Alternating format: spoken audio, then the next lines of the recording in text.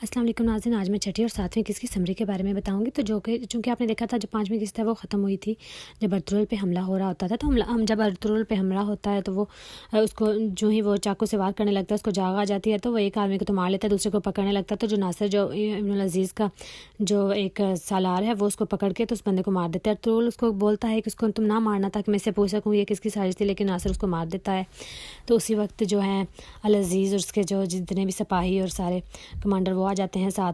और अर्तुगरुल उनको कहता है कि आपके शहर ने मुझे बहुत सिखाया, एक तो अपने औज़ारों की हिफाजत भी खुद करना होगी और अपनी जान की भी, जिस पर अल अज़ीज़ को बहुत दुख होता है। तो वो नासिर से पूछता है कौन है। नासिर जवाब देता है कि ये सलेबियों का कोई जासूस है। दूसरी तरफ जब नासिर उसके पास आता है टाइटस के पास, तो टाइटस को बताता है कि उनका मुतालबा ये है कि वो ज़मीन चाहते हैं। तो टाइटस उनको कहता है कि तुम उनको ज़मीन दे दो जो कि हमारे बिल्कुल साथ है कले के, ताकि हम उन पर इजीली वार कर सकें। दूसरी तरफ कुर्दुगलू जो नोमान कैदी है उसके पास आता है और पूछता है कि आप लोग कौन हो बड़ा, तुमने बहुत बहादुरी के साथ जो है वो लड़ाई की, तलवारबाज हो क्या तुम। तो अफसन बेबी साथ आता है तो वो उनसे पूछता है उनकी इस हकीकत के बारे में, तो जिससे उनको बाद में शक होता है कि यही जासूस यकीनन होगा। जो गुंदुगदू की बीवी सलचान खातून है वो गुंदुगदू के बाल काट रही होती है, तो गुंदुगदू उठ जाता है कि ये तुम क्या करी, ये तो गुनाह है। तो वो काला जादू के लिए वो उसके बाल काटती है ताकि अल्लाह ताला उसको औलाद दे सके। तो हलीमा जो है वो बहुत कोशिश कर रही होती है पर्दों को जो है गोबर के पानी के साथ धोने की और उनको रंग जो है वो अच्छा उनको कपड़े को मजबूत करने की। और हलीमा और आयकस दोनों मिलकर बहुत ही इस पर काम कर रही होती हैं। और हलीमा और आयकस जब जो ही साइड पर होती हैं तो वो उनके जो है वो मिक्सचर के अंदर जिसमें वो पर्दों को डाला होता है वो कुछ ऐड कर देती है, जिससे कि वो ख़राब हो जाते हैं। जब उसकी बहन गोकची देखती है, सलचान खातून की बहन जो देखती है, तो वो बहुत गुस्सा होती है कि तुम्हें ऐसा नहीं करना चाहिए था, इससे तो कबीले का ही नुकसान होगा। तो जिस पर वो कहती है कि मुझे पता है मैंने क्या करना है, तुम चुप रहो। जब वो अर्तुगरुल से शादी कर लेगी तो तुम खुश हो जाना। अर्तुगरुल जो है उसके अर्तुगरुल अपने कमरे के अंदर बैठा होता है, तो उसके जो सारे दोस्त हैं वो अपनी गलती पर शर्मिंदा होते हैं कि औज़ार उन्होंने अपनी हिफाजत औज़ार को वो ना काबू में कर सके, वो ना अपनी हिफाजत में रख सकें, और आइंदा से वो ख्याल रखेंगे। जिस पर अर्तुगरुल उनको आइंदा ना करने की हिदायत पर और वार्निंग देता है कि तुम आइंदा से किया तो फिर नतीजे के तुम खुद जिम्मेदार होगे।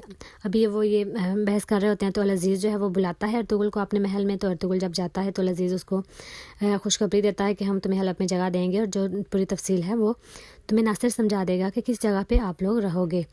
तो अर्तुगरुल जिससे बहुत खुश होता है। तो अल अज़ीज़ फिर साथ में कहता है कि सलेबियों के बिल्कुल साथ में होगा, तो आप लोगों को चौकन्ना रहना होगा। तो अर्तुगरुल कहता है कि ये ज़िंदगी है, दुश्मन के साथ आँख में आँख मिलाकर जीना।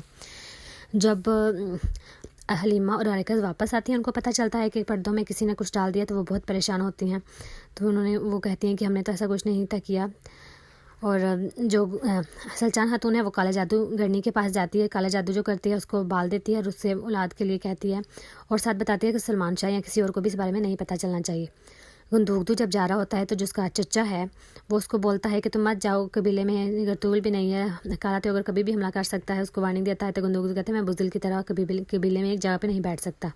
दूसरी तरफ तो उस्ताद आज़म है, वो बहुत गुस्सा होता है टाइटस के कि तुमने मौका हाथ से जाने दिया, तुम उसको फिर भी ना मार सके, और इस तरह से वो बहुत ज़्यादा गुस्से का इजहार करता है।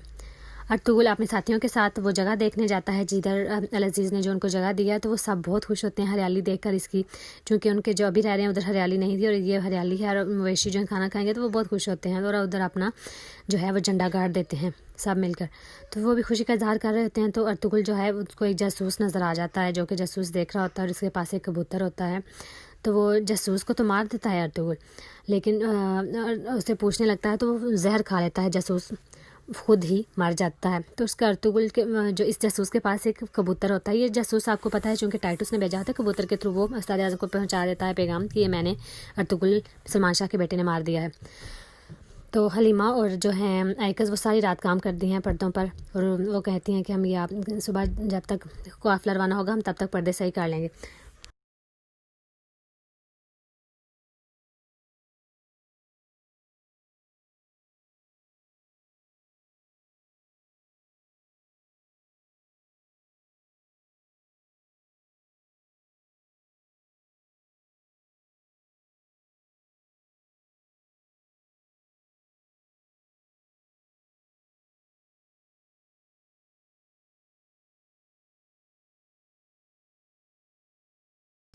दूसरी طرف قافلہ جو ہے وہ سلمان شاہ کی قیادت میں روانہ ہو رہا ہوتا ہے اور سب اپنی چیزیں جو ہیں وہ چونکہ انہوں نے پہلے ہی دے چکی ہوتی ہیں، جمع کروا دی ہوگی ہیں گندگدو کو، تو حلیمہ اور جو آئیکز ہیں وہ بھی اپنے جو پردے لے کر آتی ہیں وہ دکھاتی ہیں، اور وہ جو ہیں وہ بہت خوش ہوتی ہیں حائمہ خانم ان کے پردوں کی کوالٹی کو دیکھ کے۔ قرہ تیوگر کو پتہ چلتا ہے کہ قافلہ روانہ ہو چکا ہے، تو وہ پلاننگ کرتا ہے کہ کس طرح سے گندگدو اور اس کے ساتھیوں پر حملہ کرنا ہے اور گندگدو کو اپنی قید میں لے کر آنا ہے۔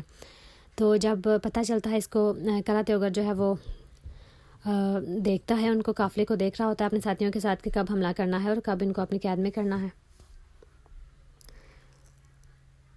قافلہ روانہ چونکہ ہو چکا ہوتا ہے تو آ کر جو حائمہ خانم ہے وہ سلچان خاتون یعنی ان کی پہلی جو بہو ہے گندگدو کی بیوی، اس سے بات کرتی ہیں اس کی بہن یعنی گوگچی کے رشتے کے بارے میں ارطغرل سے، تو وہ بہت خوش ہوتی ہے کہ آپ نے میرے منہ کی بات چھین لی۔ تو دوسری طرف جو کبوتر ارطغرل نے پکڑا ہوتا ہے وہ ماریو کا کبوتر چونکہ ہوتا ہے، اور ماریو اس کے جو ہیں وہ لے کر میسیج آتا ہے استاد اعظم کو دیتا ہے، استاد اعظم جب پڑھتا ہے اس کے اوپر لکھا ہوتا ہے کہ یہ ارطغرل نے یعنی سلمان شاہ کے بیٹے نے مارا ہے، تو وہ اس طرح سے ان کو پتہ چلتا ہے اور بہت غصے ہوتے ہیں۔ دوسری طرف قرہ تیوگر جو ہے وہ حملہ کرتا ہے قافلے پر، اور قافلے پہ حملہ کرتے ہوئے وہ باقی سب کو مار دیتے ہیں۔ حمزہ اور جو گندگدو ہیں وہ بچ جاتے ہیں اور گندگدو بھاگ جاتا ہے ان سے، اور جو ارطغرل ہے وہ سلمان شاہ کے پاس آتا ہے اور خوشخبری دیتا ہے کہ اب حلب میں ہمیں جگہ مل گئی ہے، اور جس پر سلمان شاہ بہت خوش ہوتا ہے۔ اور ارطغرل حلیمہ کے پاس آتا ہے، حلیمہ کو ایک گفٹ دیتا ہے اور کہتا ہے کہ تمہیں میں نے بہت یاد کیا، اور اس طرح سے کچھ باتیں کرتے ہیں وہ آپس میں۔ اور جب استاد اعظم جو ہے وہ جو ٹائٹس ہے وہ ایلانورا کو کہتا ہے کہ ہو سکتا ہے تمہارا باپ جو ہے وہ مرا نہ ہو زندہ ہو، وہ اس کو تھوڑا شک میں ڈال دیتا ہے کہ ہو سکتا ہے تمہارا باپ زندہ ہو، کسی نے نہ مارا ہو۔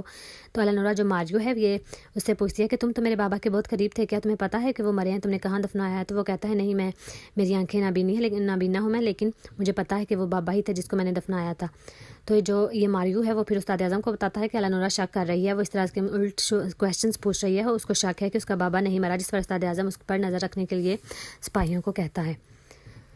قرہ تیوگر جو ہے پھر گندگدو کو وہ پکڑ لیتے ہیں چونکہ وہ بھاگ چکا ہوتا ہے پہلے قافلے سے، لیکن اینڈ پر آ کر وہ اس کو پکڑ لیتے ہیں اور حمزہ کو کہتے ہیں کہ تم جاؤ اور قبیلے والوں کو بتا کر آؤ کہ کس حال میں نے گندگدو کو رکھا ہوا ہے، اور تمہیں میں اس لیے بچا رہا ہوں تاکہ تم میرا میسج پہنچا سکو سلمان شاہ پر۔ تو اس پر 7ویں جو قسط ہے وہ کا اختتام ہوتا ہے۔ 8ویں اور 9ویں قسط کے لیے آپ میرے چینل کو لائک، سبسکرائب اور شیئر لازمی کیجیے گا پلیز۔ اللہ حافظ۔